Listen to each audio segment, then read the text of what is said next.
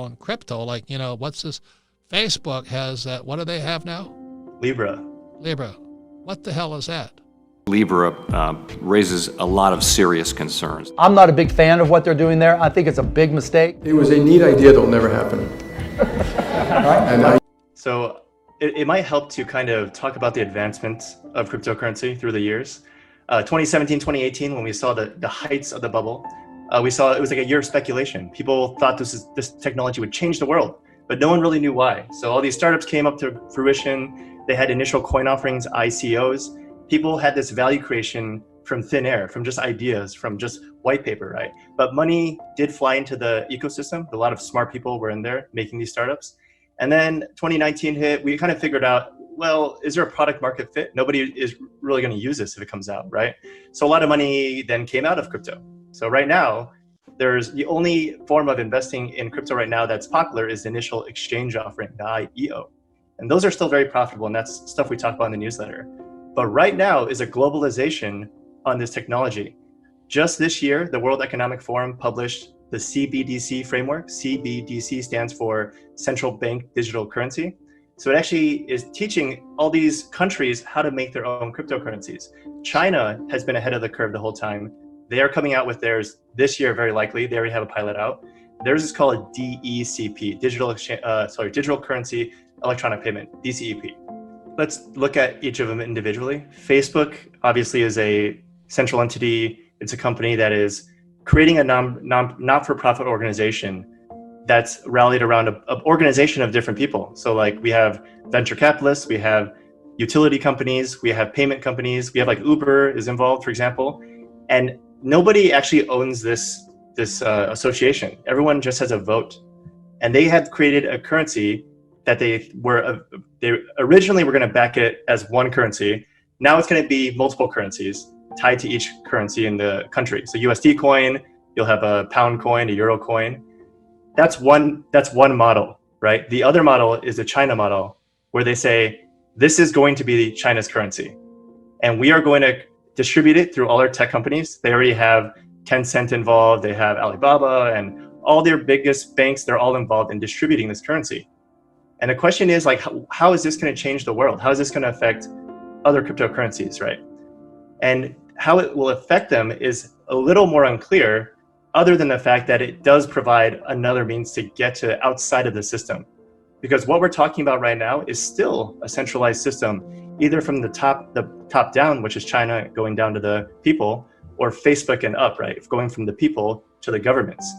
Now, Facebook is running into huge resistance from other governments from going across borders.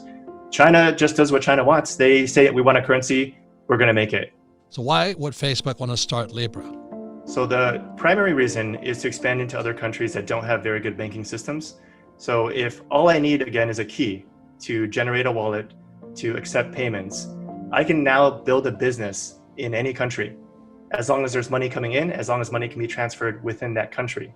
That's Facebook's primary reason to begin with. So it's going to bypass the banking system and the business system of, let's say, Spain. Is that what it's doing? Or in unbanked areas like in Africa, where it's harder to get a bank account. It's harder to get money into Africa or convert it into a US dollar equivalent. So the moment you have that money within the country, you actually have a payment system already set up all around Facebook's ecosystem. They have their own wallet called Calibra. And basically you can run a business entirely on Facebook's infrastructure. Now, when you have China is having another approach. Wait. So stay on Facebook. So Facebook will start its own ecosystem internally with Libra. Correct. And so why would a country, let's say Kenya, not like it? Or why would they like it? There will be less dependence on whatever local currency there's going to be, right? Like if Kenya has a currency that's tied to some value, all of a sudden there's this other payments system that's coming in, and people might just accept Libra with that business. You could run your Facebook marketplace page, you can accept payments with Libra, and then you could interact with anybody around the world as long as you're using Libra, right? So why can't they do that with Bitcoin?